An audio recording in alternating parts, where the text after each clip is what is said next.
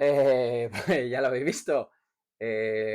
Como siempre, el que haya venido hasta aquí para ver esta tontería, ya sabe lo que pienso de cómo está el mercado y cómo está el sentimiento de mercado a partir de ahora. ¿Quiere decir esto que pienso que no puede caer, que solo va a subir? No, no quiere decir esto, ya lo he repetido muchas veces. Esto simplemente quiere decir que el mercado no está para caer mucho y por lo tanto los inversores pues, de largo plazo como yo, en este caso yo soy analista técnico de largo plazo, debemos estar tranquilos. Las correcciones, ya lo hemos visto en semanas anteriores, son habituales, ¿no? Del 3% se producen unas 7, 8 veces al año, del 5% se producen varias también cada año y del 10% se producen cada año alguna también. Por lo tanto, son cosas habituales del mercado. Lo que quiero decir con mantener es que ahora mismo el mercado no está o no os parece que esté, según el sentimiento de mercado, no parece que esté para dar una gran caída. Por lo demás, si quieres ver las justificaciones, si quieres ver el por qué pienso todo esto, pues vamos a empezar el vídeo y os lo enseño poco a poco con todos los datos, ¿de acuerdo?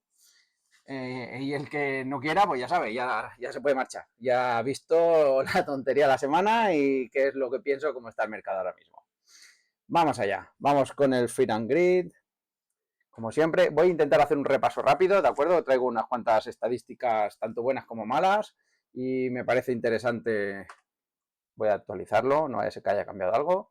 Nada, miedo 28, pánico, sigue cayendo un 3% el mercado, resulta que bajamos aquí, si cae un 7 o un 8, ¿qué pasará? Pues que caerá seguramente hasta la zona de miedo extremo. Si todo el mundo ya piensa que estamos en pánico y no quiere estar en el mercado, pues el mercado no puede caer mucho, ¿de acuerdo? Esto es la justificación de siempre. Contra más gente esté fuera del mercado, contra más gente salga rápido del mercado por pequeñas turbulencias, quiere decir que el mercado no está para dar un gran susto, ¿de acuerdo? Otra cosa sería que estuviéramos viendo correcciones y viendo cosas extrañas y aún así la gente pensara que estuviéramos en extrema codicia, ¿de acuerdo? O en otros datos que ahora veremos, que si estuvieran altos. Quiere decir que el mercado, por ejemplo, está haciendo un doble techo y hay mucha codicia y pues a lo mejor es momento de repensárselo y por lo menos bajar un poco la exposición. No es el caso, ¿eh? El mercado ha bajado un poquito y resulta que estamos en 28. Si bajara un poco más, bajara un 8 o un 10, nos colocaríamos aquí y en extremo miedo es momento de comprar, no de vender. Por lo tanto, ahora mismo no estamos para vender.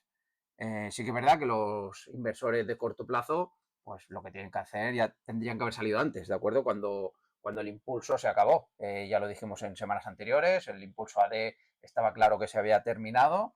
Si eres inversor de corto plazo, pues tienes que salir. Pero bueno, si me sigues es porque entiendo que te gusta mi filosofía de inversión.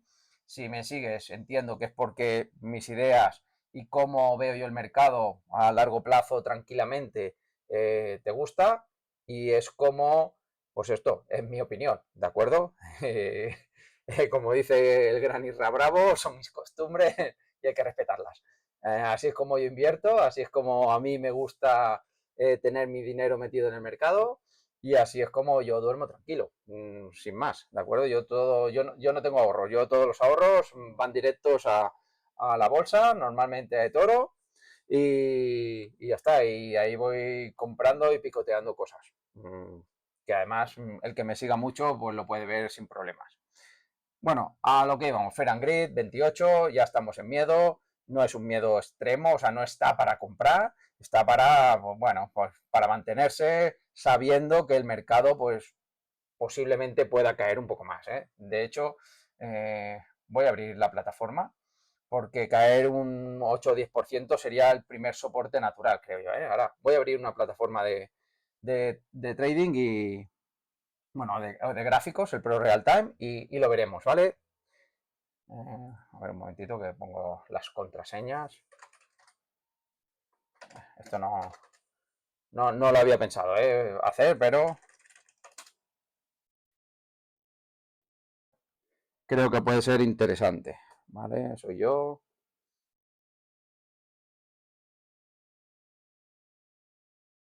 Vale, ahora a ver si me deja cargarla. Y ahora mientras carga ya podemos seguir con el sentimiento. Lo miramos al final o lo miramos incluso antes de las estadísticas. Antes de empezar a ver las estadísticas y los datos que traigo, pues lo veremos. Vamos a ver primero un repaso del sentimiento solo. Bueno, era normal, ya lo dijimos la semana pasada, que con la caída del mercado y con lo que estaba pasando era posible que los alcistas cayeran.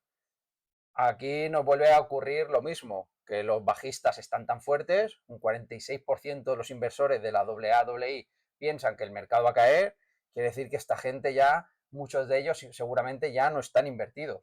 Por lo tanto, contra más gente con miedo haya fuera del mercado, pues más compradores habrá y más fácil es pues, que veamos un suelo. No quiere decir esto que a partir de hoy esto sea alto y ya estemos creando un suelo, para nada. Ya lo he dicho, lo he repetido.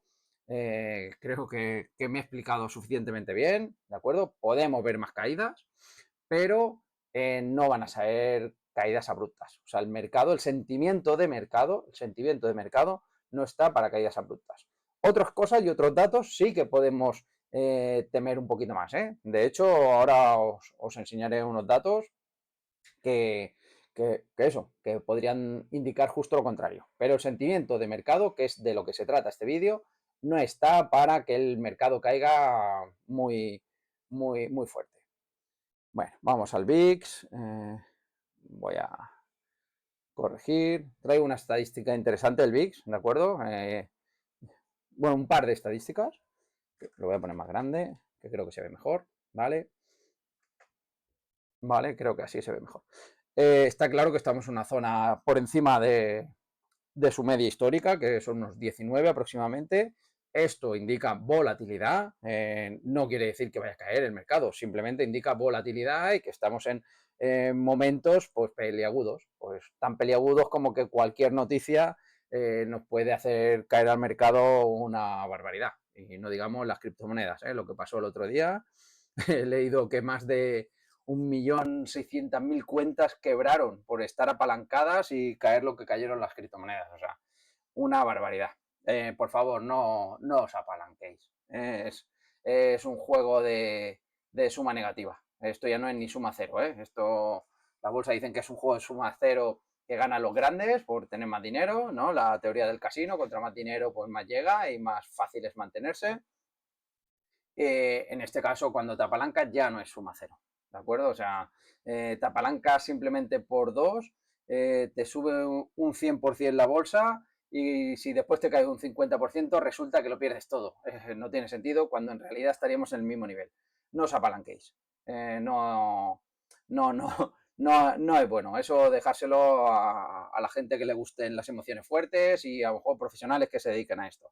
Pero si sois inversores como yo, normales y tranquilos, el apalancamiento es una herramienta que no deberíamos ni considerar. Bueno, la exposición Naim, sí, pues, iba a decir no se ha actualizado, la semana pasada estaba a esto más o menos, 84 con algo era también, pero sí, pone que sí, el 17 de octubre, bueno, vamos a verlo, 84,57, y ahora estamos en 84,87 y el mercado acabó en 66,7106. 66,7106. Vale, pues nada, pues nos mantenemos prácticamente igual. Los gestores Naim están bien expuestos en mercado, con casi el 85% de su dinero metido en el mercado. Quiere decir que de momento no tienen miedo. Lo he dicho muchas veces, que este indicador, más que techos, detecta suelos. Cuando los gestores Naim están muy, muy, muy por debajo del mercado, de hecho, por debajo de 20, es cuando hay que empezar a intentar tomar posiciones. Ahora mismo, pues está muy lejos de esto. Casi todos, casi todos los indicadores detectan mejor los suelos que los techos. Ya lo he dicho muchas veces, que el ser humano está diseñado, ¿no? Su cerebro está diseñado para huir, y en cambio cuando las cosas van bien, pues nos lo tomamos todo con más tranquilidad. Por lo tanto, el mercado es lo mismo. Cuando pasan cosas grandes y hay pánico, huimos, salimos y es cuando se pueden detectar suelos. Los techos son un poco más complicados.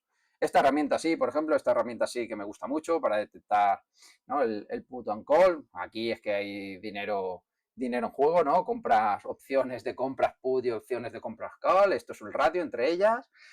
Ahora mismo pues están ganando los calls, ¿de acuerdo? Y bueno, si bajara a 0,75, esto normalmente indica que hay peligro, ¿eh? Que hay peligro. Pero es para coger en contexto, ¿de acuerdo? En contexto con todo el mercado. Ahora mismo estamos en una zona muy neutral, muy tranquila, por lo tanto aquí no hay ningún indicio de que pueda pasar nada.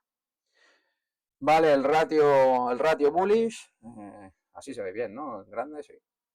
De momento el 52% de las acciones del S&P 500 en tendencia alcista. De momento seguimos en mercado al alza, pero es verdad que ya está un poco más comprometido, ¿eh? Las caídas de estos días pues han frenado un poco la euforia, ha frenado el impulso que llevábamos y de momento pues sí, se está frenando un poco. No quiere decir por eso que vayamos a ver una gran caída, ¿eh? Aquí pasa igual, si lo veis, solo tengo marcado el nivel 20, que es el nivel donde aquí se podrían buscar entradas. De hecho, esta última entrada de abril fue buenísima para entrar al mercado. Bueno, ya lo he demostrado, ¿no? Entre un 30 y un 40%, depende del SP 500 y el Nasdaq. Ahora mismo, pues estamos lejos de esos. Sí que es verdad que no podemos marcar ningún techo, porque aquí, por ejemplo, tenemos un 95%, si no me equivoco.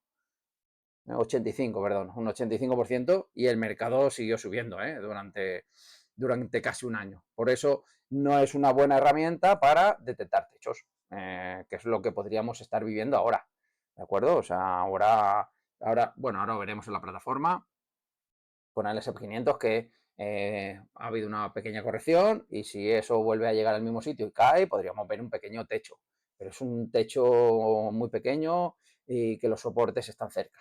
No me asustaría.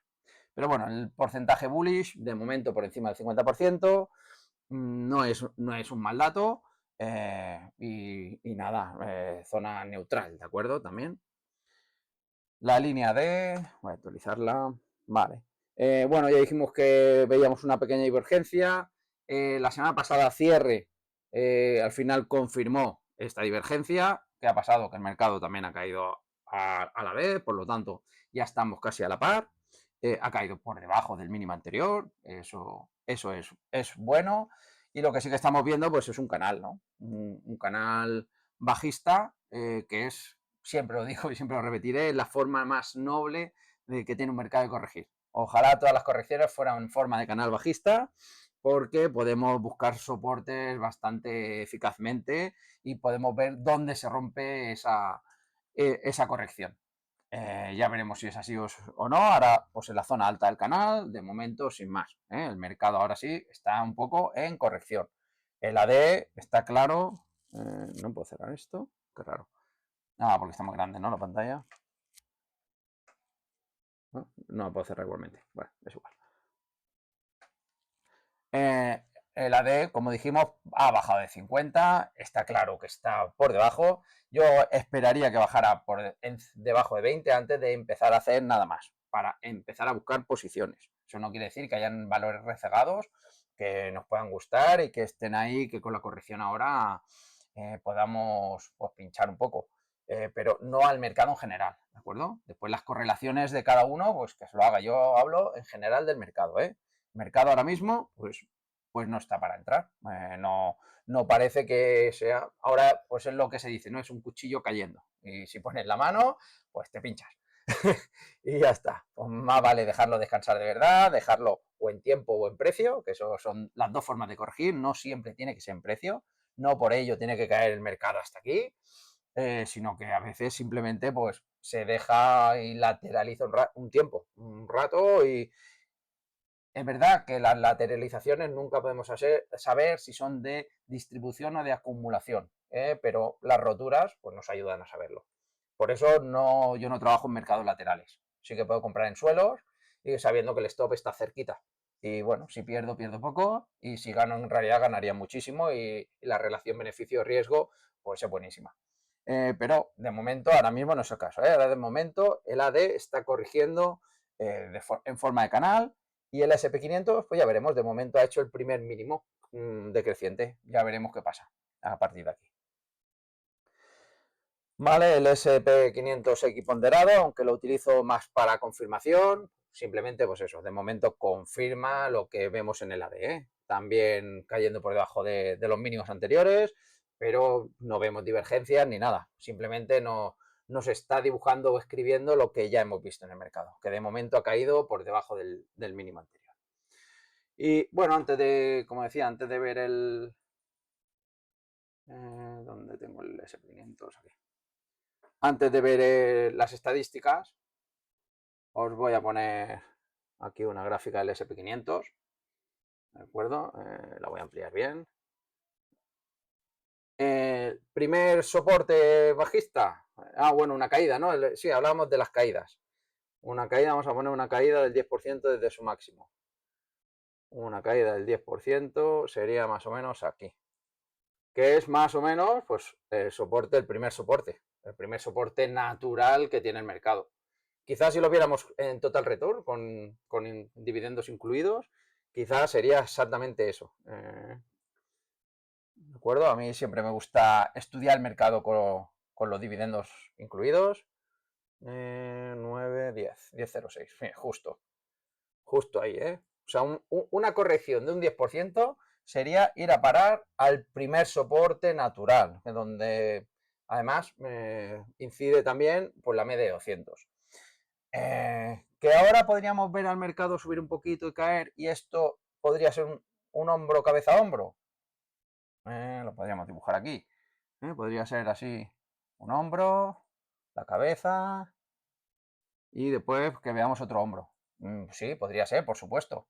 Y entonces, ¿qué pasaría? Pues que abriría un objetivo bajista a la zona de los 14.000, que está muy por encima de la media todavía, y muy por encima, pues, de uno de los principales soportes naturales que puede tener el mercado ahora mismo. No es algo que yo, como analista de largo plazo, vaya a trabajar, y más viniendo de aquí. O sea, después de haber comprado en estas zonas, después de haber visto el pánico en el mercado y comprar aquí, unas correcciones como estas, pues son muy naturales, incluso pequeñas, ¿eh? Porque si hacemos un Fibonacci aquí, más o menos, el primer soporte es que lo tenemos aquí también, los 13.000, 13.500, 13.800. Sería algo normal y algo que no nos debería asustar, como inversores. Al que le asusta esto, seguramente es que no debería invertir, o no debería invertir según mi método. A lo mejor hay métodos de corto plazo, de otro tipo de métodos que le guste más, un robo-advisor, a lo mejor de estos, ¿no? Que él mismo hace las operaciones, depende de tu perfil, y va entrando, saliendo, pero no en el mercado directo, ¿vale? Bueno, casi 20 minutos, y no he enseñado ni las estadísticas. Bueno, vamos a ello. El VIX, ¿de acuerdo? El VIX resulta que ha pasado 14 días, ahora mismo está en 14 días por encima de su media de 50, ¿de acuerdo? De 50. Esto, que puede parecer pues algo malo, ¿no? Porque quiere decir que el VIX está subiendo, ha pasado pues 1, 2, 3, 4, 5, 6, 7, 8, 9, 10, 11, 12 veces con esta. 12 veces. Y resulta que de las 12 veces, casi siempre, casi todas, son indicativas de que el mercado va a seguir subiendo.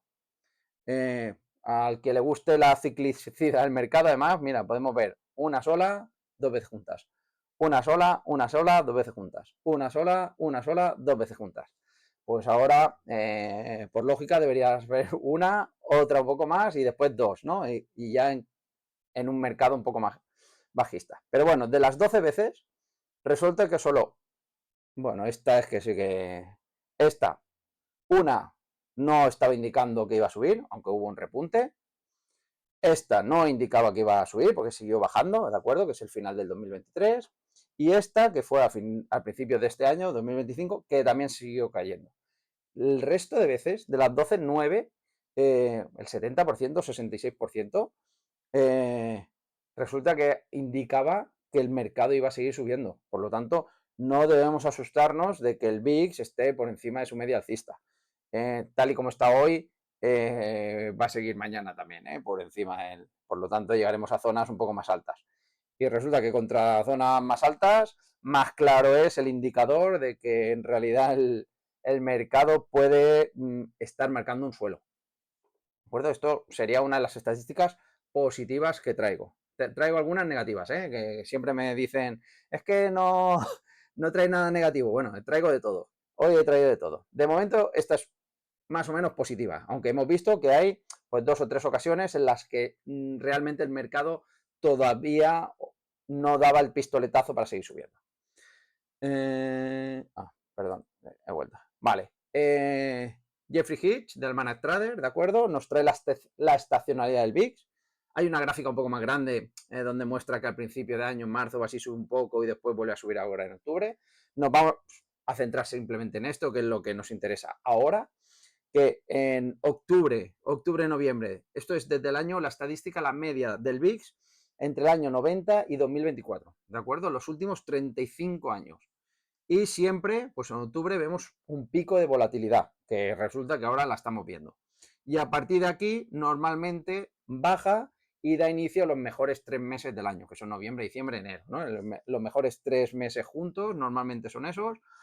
Y justo es cuando se acaba la volatilidad. Por lo tanto, el repunte en principio es normal, es estacional, y esto sería también una buena señal para estar tranquilos. ¿Qué más tenemos por aquí? Bueno, otro dato bueno, ya estamos en el último trimestre del año, el 10% de las compañías han presentado dinero y ahora ya se estima que va a haber un beneficio, un aumento de beneficio de un 13%. Esto no puede ser nunca malo, ¿de acuerdo? Que los beneficios de las empresas sigan aumentando, no puede ser nunca malo. Sí que es malo esto, lo que pasó en el 2022 y los mercados cayeron. Sí que es malo esto, en la época COVID, es verdad. Sí que es malo esto, 15-16, que también los mercados cayeron. Y supongo que en el 18, pues también pues hay aquí, bueno, caída brusca de beneficios, más que disminución. Sí que es verdad que al principio del 2019 un poco de disminución por el crash de los bancos, ¿no? Pero bueno, no es tampoco nada alarmante. Pero sí que es verdad que mientras los beneficios de las empresas suban, la esperanza está a nuestro favor. Pues mientras los EPS suben, el crecimiento de la empresa va ligado a ello. Y bueno, y creo que esta es la última estadística positiva. Se acaba, bueno, el día 12, ¿de acuerdo? Hace 4 días se acabó, se ha acabado el tercer año desde el mínimo del mercado bajista del 2022, ¿de acuerdo? Han pasado 3 años exactos. El primer año el mercado subió un 22,4%, el segundo un 33,7%, el mejor segundo año de la historia en un mercado alcista, y el tercer año un 16,1%. O sea, estamos muy mal, pero este año ha subido un 16,1%. ¿Qué podemos esperar a partir de ahora? Pues veamos las medias. Las medias, el primer año y el segundo son bastante buenos. El tercero suele ser muy malo y en cambio aquí ha sido bueno. Y el cuarto suele ser bastante bueno también, mejor que la media histórica. Por lo tanto, matemáticas positiva, ¿no? Esta esperanza matemática positiva para nosotros. Sí que es cierto que un año que hubo un 13% en el tercer año, el cuarto fue negativo. Pero aquí vemos otro que tiene un 14 y el cuarto fue un 27,8. Este año es que se canceló, hubo un mercado bajista aquí y se canceló el mercado alcista en el tercer año. Podría volver a pasar aquí, podría ser que en el 2026 pues veamos otra corrección de un 20% y se acabó el mercado alcista. Pero de momento los 3 años son buenos y la esperanza matemática de todos los mercados alcistas que ha habido desde 1950, pues la esperanza de matemática es positiva para el cuarto año. De aquí pues a un año vista a partir de ahora. Vale, mira, Grant Howrich, esto no es ni positivo ni negativo, es una cosa neutral. Lo que nos está enseñando aquí en esta gráfica es que parece que lo que está cambiando no es que el mercado vaya a caer, que por lo tanto vayamos a tener una crisis, sino que está cambiando la tendencia. ¿de acuerdo? Hasta ahora, desde el 2021 hasta ahora, las megacaps, el Dow Jones, para ser exactos, se ha comportado mucho mejor que las microcaps. Esto es un ETF, un índice de las microcaps, ¿de acuerdo? Y resulta que eso ha cambiado ya. Hemos tenido un periodo aquí pues, de distribución que parece que se ha roto por abajo. Y hace 31 meses tenemos el mínimo de los últimos 31 meses, o sea, 2 años y medio, el mínimo lo tenemos ahora. Parece ser, pues esto es lo que él quiere entender, yo también más o menos lo entiendo así, que es que no es que estemos viendo un final de la tendencia, sino que estamos viendo una transición de megacaps que pues ya lo han dado todo y quizás necesitan un descanso, a empresas mucho más pequeñas. El Russell está haciendo máximos históricos y las microcaps pues también están muy cerquita de hacer máximos históricos. Así que, bueno, es una idea, un cambio de megacaps a empresas más pequeñitas que ahora pueden dar el pelotazo. Vale, esta estadística, bueno, hay gente que lo podrá interpretar como buena o mala, en realidad es algo negativa, y lo pongo entre comillas, ¿de acuerdo? Algo negativa, este brazo no lo puedo subir, que me duele todavía. Algo negativa. ¿Por qué? El SP500 ha estado 3 días por debajo de su media de 20 días, ¿de acuerdo? Después de 80. Bueno, aquí creo que en la explicación dice 6 meses, en los últimos 6 meses. Pues es la primera vez en 6 meses o dentro de 80 días que el mercado, el SP500, ha estado por debajo de su media de 3 días seguidos por debajo de su media de 20 días. ¿Qué es lo que ocurrió en las anteriores veces? Pues resulta que a un año, que es lo que a mí me interesa, a mí a corto plazo la verdad es que me da igual todo lo que pase, a mí me interesa más a largo plazo, pues parece que son casi todos los años positivos, excepto uno. Pero sí que es verdad que la media es un 7,62. A 9 meses muy bien, por eso un 11. Pero después al año un 7,62. Quiere decir que la esperanza matemática del próximo año no es tan buena como podríamos esperar. El SP500 tiene una esperanza matemática de entre un 8 y un 10%, dependiendo si coges dividendos o no. Pero bueno, un 8, esto está por debajo. ¿De acuerdo? O sea, lo que está pasando ahora no es del todo bueno.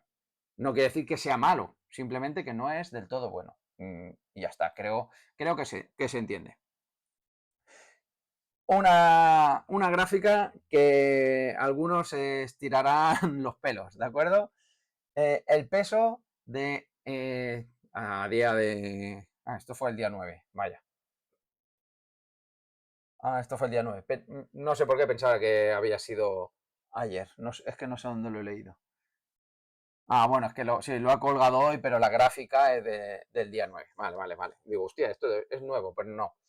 Bueno, el peso de las 10 mejores acciones del SP500 pesa ya el 40% casi, el 39,1. Nunca en la historia, ni en los años 2000, ¿de acuerdo? En la burbuja.com, nunca en la historia estuvo tan alto. En el 2020 sí que hubo aquí un repunte importante porque hubieron muchas empresas grandes que subieron mucho. Después parece que se normalizó, pero ahora estamos ya casi en un 40%. Esto, a lo mejor, más que una señal negativa, podría ser un cambio de paradigma, ¿de acuerdo? La polarización. Hay muchas empresas gigantes que lo hacen muy bien y abarcan a otras y, por lo tanto, pues al final pesan más. Pero habrá otros, ¿no?, fundamentalistas y gente que estudie macro, pues que le guste este gráfico y que piense que a partir de ahora pues, la cosa no puede ir a peor, ¿no? Aquí está claro que los pesimistas máximos aquí dirían, si en la burbuja.com estaba el 25, pues es que estamos en burbuja, ya, pero es que aquí los EPS no eran buenos y aquí sí, ¿de acuerdo? Es la gran diferencia, Pero bueno, es una gráfica que a priori podría ser negativa, ¿de acuerdo? El peso desproporcionado de las 10 grandes empresas del SP500. Y otro dato bastante... mira, pues nos va bien, nos va bien. Esto ya no es ni bueno ni malo tampoco, quizá, ¿eh? Bueno, habrá gente que los revolucionarios y bajistas y los permavirs pues pensarán que, es que nos estamos acercando al pico de EPS esperados de la pandemia, o sea, de la burbuja, perdón, de la burbuja, por lo tanto ahora solo puede caer. Bueno, es que la burbuja no fue ahí, es que la burbuja fue aquí, ¿de acuerdo? Y los EPS fue cuando cayeron, ¿de acuerdo? O sea, los EPS cayeron en la burbuja y ahora resulta que estamos subiendo, por lo tanto estamos en un mercado alcista y que sube con salud. Es normal, es verdad que la media histórica es un 17, ¿eh? Un 17,2, estamos muy lejos de eso y que lo normal es que en algún momento vayan a buscar la media. La media también puede subir, por supuesto. Contra más alto estemos, pues más tiempo subirá la media. Pero podría ser, pues eso, un dato negativo, que los EPS pues están muy altos y eso es lo que pasó justo antes de la burbuja.com, etcétera, etcétera, etcétera. Para el que, pues eso, para los Permavir seguramente lo vean así. Quizás yo la he puesto aquí a priori por eso, ¿no? Trayéndola como si fuera mala, quizá no sea tan mala como parece. Porque es eso, contra los EPS, los picos, eh, bueno, está alto, o sea, quiere decir, está claro, la bolsa está sobrevalorada. La media es un 17, es un 27. Sí que es verdad que creo que en este caso sí que ha cambiado mucho un paradigma. Tenía otra gráfica y se me ha cerrado. Bueno, ahora la recupero ahora mismo, que era una cosa, creo que importante. Bueno, eso, que el EPS de la bolsa, del SP500, pues está un poco alta. Y un poco como antes del, de la burbuja.com. Sí, de la burbuja.com, ya lo he dicho bien. Pero eso, creo que los paradigmas han cambiado. Ahora la tecnología es una realidad y aquí no lo era tanto. Aquí era una promesa. Esa es la que creo yo que es una diferencia. Os traigo la gráfica que tenía aquí. De este hombre. Vaya. ¿Dónde la he visto? ¿No era de este hombre? Pues ahora mismo no sé dónde la he dejado. Voy a pausar un momento el vídeo. La busco para no alargarlo más.